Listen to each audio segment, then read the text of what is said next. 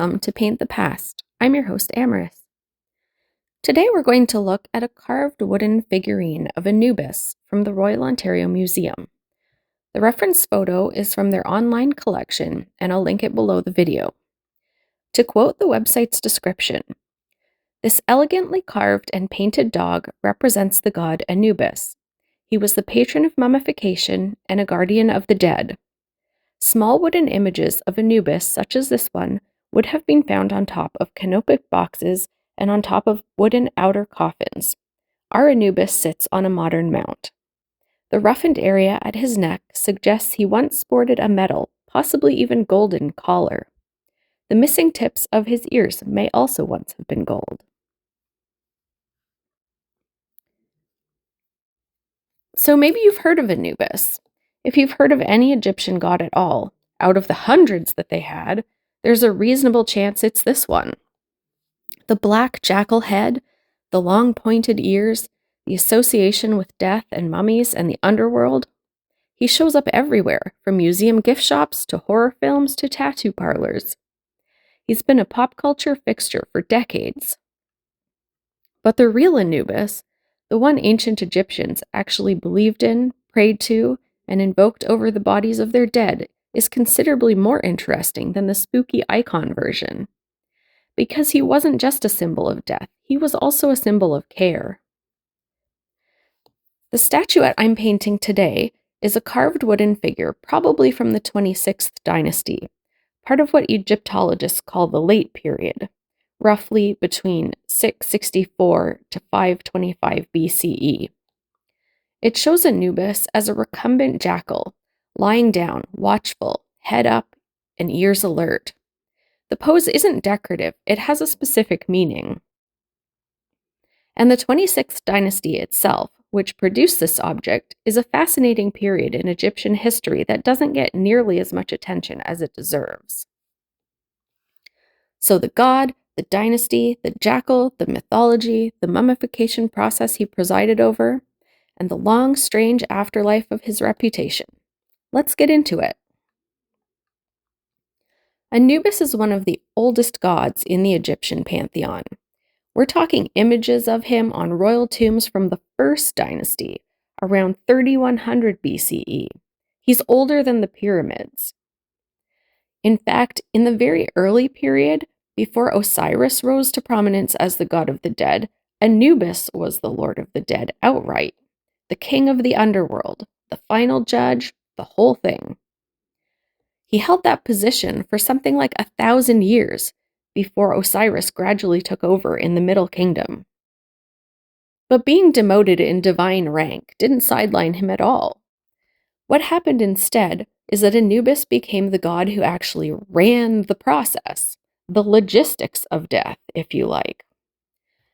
He's the god of mummification, of the embalming tent, of the necropolis. He's the one who guides the dead into the underworld. And critically, he is the one who operates the scales at the weighing of the heart. The weighing of the heart is one of the most striking concepts in any religion. The idea is this: when you die, you enter the hall of two truths, where your heart, which the Egyptians understood to be the seat of memory, intelligence, and moral character, not the brain, is placed on a scale. On the other side sits the feather of Ma'at, goddess of truth and cosmic order. Anubis runs the scales. Thoth, the ibis-headed god of writing, records the result, and Osiris, seated on his throne, presides. If your heart is lighter than or equal to the feather, you pass. You become Makeru, true of voice, the verdict of the acquitted, and you enter the field of reeds, the Egyptian paradise. If your heart is heavier, weighed down by the deeds of your life, it gets eaten by Ammit, a composite creature with the head of a crocodile, the forequarters of a lion, and the hindquarters of a hippo. The three most feared animals in ancient Egypt assembled into one monster. If Ammit eats your heart, you cease to exist entirely. No afterlife, no second chance, just annihilation. There's something almost modern about that moral architecture. No eternal damnation, no hell, no endless torment, just, did you live well? Yes or no? And if no, you simply stop existing. We've always called Anubis the jackal god. That's the standard description in every textbook, every museum label, and every popular account. But the animal he's actually based on is not a jackal, or at least that's not what we classify as a jackal today. For most of the 20th century, the animal associated with Anubis was identified as the golden jackal, Canis aureus. But in 2011, a study of mitochondrial DNA from canid populations across northern and eastern Africa found something surprising. The animals living in Egypt, the ones prowling cemeteries, the ones the ancient Egyptians would have actually seen, were not genetically jackals at all. They were more closely related to the gray wolf. In 2015, a full genome-wide analysis confirmed it. The animal is now classified as the African wolf, Canis leupaster, a distinct species that diverged from the gray wolf lineage over 1 million years ago. So Anubis, the jackal god, was technically the wolf god all along. The ancient Egyptians didn't have the benefit of genomic sequencing, so they can't be blamed for the confusion. And interestingly, some Greek writers called Anubis's associated animal a dog rather than a jackal, which turns out to be closer to correct. Aristotle himself noted that wolves in Egypt were smaller than the Greek kind, which fits the African wolf perfectly. The reason this animal became associated with death and burial, by the way, is grimly practical. These canids were scavengers that haunted burial sites, digging up shallow graves and feeding on the dead. The ancient Egyptian response to that, typically, was to promote the very threat to guardian status. If a powerful canine god protects the dead, real canines are less of a problem. Classic Egyptian theological judo. Anubis is always depicted in black, not the tawny brown-gray of an actual jackal or African wolf, but a glossy, deep black. And this wasn't because the Egyptians didn't know what color the animal was. They could see perfectly well. The black was a deliberate symbolic choice, and it carried two meanings that worked together rather beautifully. The first meaning is the obvious one, the color of death, of the blackened body. Specifically, the discoloration that a corpse underwent during mummification. The natron salts, the resinous coatings, the treatment that turned a body dark during the preservation process. Anubis's black body is the color of the work that he does. The second meaning cuts in exactly the opposite direction. In Egyptian symbolism, black was also the color of the fertile Nile salt, the rich, dark earth deposited by the annual flood that made agriculture and therefore Egyptian civilization possible. Black was the color of new growth, of potential, of life emerging from what appears to be dead ground. So Anubis simultaneously represented the color of death and the color of rebirth. He doesn't represent one or the other, he represents the journey between them.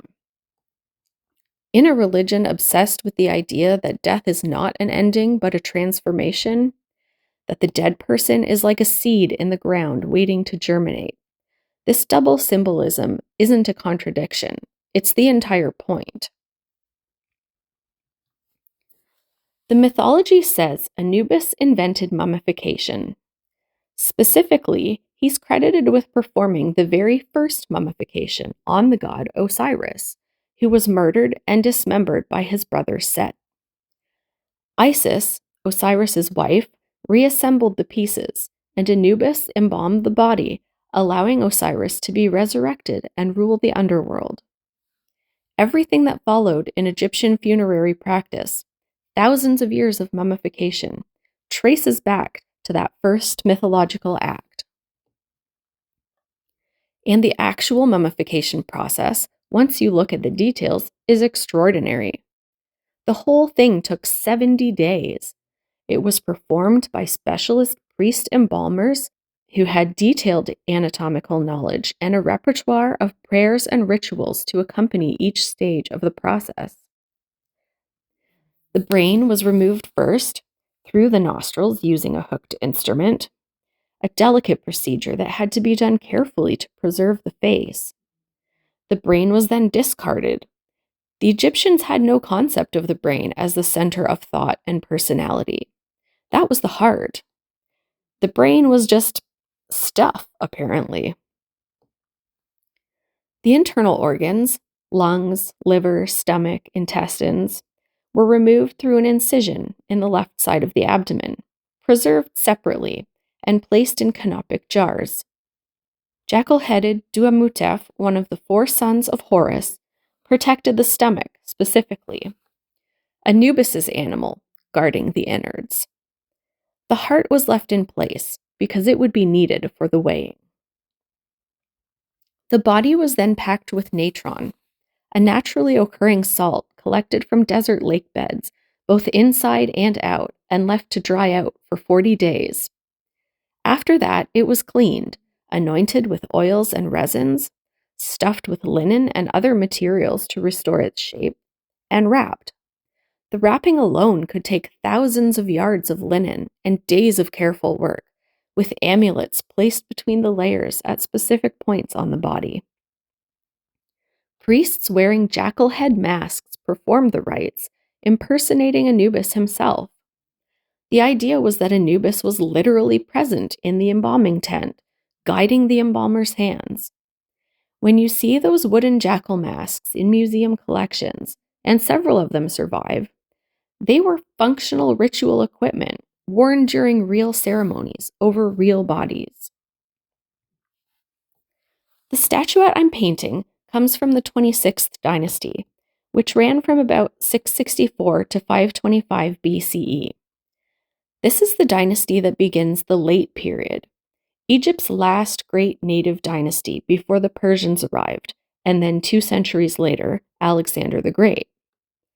The political situation that produced this dynasty is worth knowing because it explains a lot about the art and religion of the period. In 671 BCE, the Assyrian Empire, at the time the dominant military power in the Near East, invaded Egypt and drove out the existing pharaohs, who were Nubian. When the Assyrians withdrew in 664 BCE, they left a local ruler named Psamtik I in charge of the Western Nile Delta. Psamtik was shrewd enough to play the weakening Assyrians against his own ambitions. He hired Greek and Carian mercenaries to strengthen his army, and within 8 years had unified all of Egypt under his control. He founded the 26th dynasty, based in the city of Sais, which is why this period is also called the Saite period. What makes the Saite period culturally remarkable is something Egyptologists call archaism, a deliberate, sustained return to older artistic and religious forms. The Saite kings were deeply conscious that Egypt had been through a period of foreign domination, and they responded enthusiastically by reviving Old Kingdom and Middle Kingdom styles. The art, the religious texts, the architectural forms, the priestly titles, all as a way of asserting the continuity and legitimacy of Egyptian culture. It's essentially a cultural confidence project, expressed in stone, bronze, and wood. This is exactly the context in which a wooden Anubis statuette, like this one, was made. Funerary religion was central to Saite identity. The 26th dynasty saw a resurgence of interest in very traditional religious objects, wooden votive figures, bronze statuettes of gods, carefully made burial equipment. An Anubis jackal in the old style, beautifully carved and coated in the ritual black.